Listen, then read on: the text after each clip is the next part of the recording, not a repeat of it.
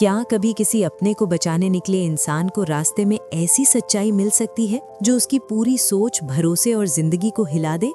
सोचिए, एक तरफ किसी के पिता की जान खतरे में हो और दूसरी तरफ ऐसे राज खुलने लगे जिनके बारे में आपने कभी कल्पना भी न की हो। यही मोड़ है इस कहानी का, जहां हर कदम के साथ खतरा बढ़ता जाता है और हर सच एक नया सवाल खड़ा कर देता है। कहानी उस वक्त और गहरी हो जाती है जब सूरज बाबूजी को बचाने के इरादे से निकल चुका होता है। उसके मन में बस एक ही बात होती है, किसी भी हाल में बाबूजी को सुरक्षित वापस लाना है। लेकिन जिस रास्ते पर वो आगे बढ़ता है, वहाँ सिर्फ खतरा नहीं बल्कि ऐसी परतें छिपी होती हैं जो धीरे धीरे खुलने लगती हैं। बताया जा रहा है कि जिन लोगों ने बाबूजी को बंधक बनाया है, उन्हीं के जरिए सूरज को कुछ ऐसी बातें पता चलती हैं जो उसके पैरों तले जमीन खिसका देती हैं। बातें ऐसी जिनका सीधा रिश्ता अतीत से है और कुछ का कनेक्शन उन लोगों से भी है जिन पर सूरज ने आंख बंद करके भरोसा किया था। इसी बीच एक और सच सामने आने लगता है। पिछले कई दिनों से ईशा जाने अनजाने सूरज को मानसिक दबाव में रख रही थी। उस पर सवाल, चिंता, डर और असमंजस का बोझ बढ़ता जा रहा था। अब वही दबाव एक कहानी बनकर सूरज के सामने खड़ा होने वाला है। ऐसा सच जो सिर्फ रिश्तों को नहीं बल्कि इरादों को भी परखने वाला है। उधर घर का माहौल बिल्कुल अलग है। बाबूजी के अचानक गायब होने से पूरा परिवार सहमा हुआ है।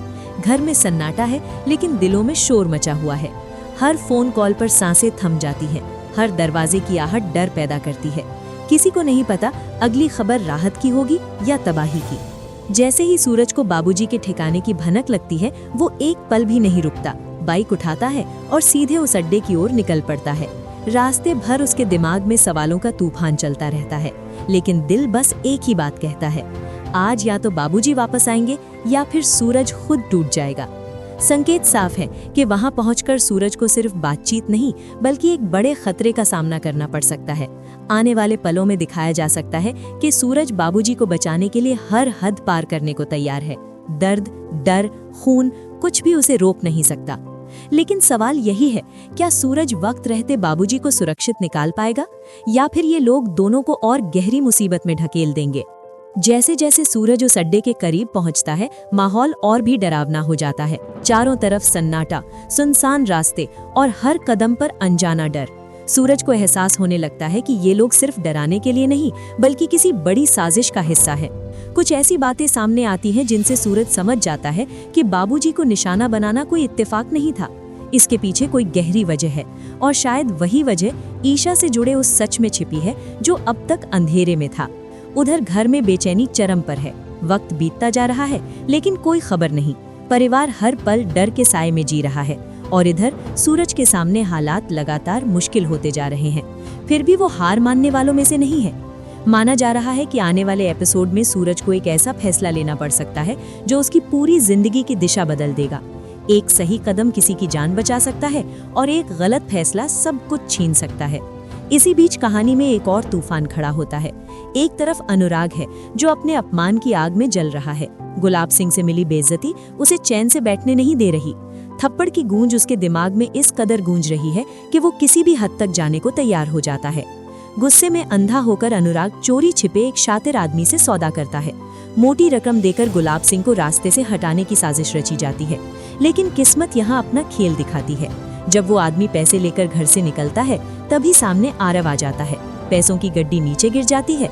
अनुराग बड़ी सफाई से बात संभाल लेता है और कह देता है कि वो ऑफिस का पुराना कर्मचारी था, लेकिन आरव के मन में शक की चिंगारी जल चुकी होती है। इधर दूसरी ओर गुंडे अपने प्लान पर अमल करते हुए गुलाब सिंह को जबरदस्ती उठा लेते हैं। एक सुनसान जगह पर ले जाकर बेरहमी से मारपीट शुरू कर देते हैं। सबसे बड़ा ट्विस्ट तब आता है जब खुद अनुराग सूरज को कॉल करता है। वो झूठी कहानी बनाकर कहता है कि कुछ बदमाशों ने उसके पिता का अपहरण कर लिया है। सूरज उस वक्त एयरपोर्ट पर होता है।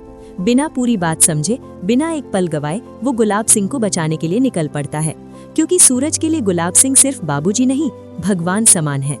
वहां पहुंचते ही गुस्से और दर्द से भरा सूरज गुंडों पर टूट पड़ता है। दर्शकों को यहाँ एक दमदार और खतरनाक फाइट देखने को मिलती है, जहाँ सूरज अकेले ही सबको धूल चटा देता है। लेकिन इस पूरे सीन को दूर से अरविंद सिंह देख लेते हैं। उनके पैरों तले जमीन खिसक जाती है। उन्हें लगता है कि सूरज फिर से उसी अंधे रास्ते पर लौट आया है जिससे निकालने के लिए उन्होंने कभी हार्ट अटैक का नाटक तक रचा था। घबराए हुए अरविंद सिंह तुरंत ईशा को फोन करते हैं और सारी सच्चाई बता देते हैं। ये सुनते ही ईशा पर जैसे पहाड़ टूट पड़ता है। पहले से कमजोर तबीयत और मानसिक तनाव उसे संभलने नहीं देता और वो बेहोश होकर गिर पड़ती है।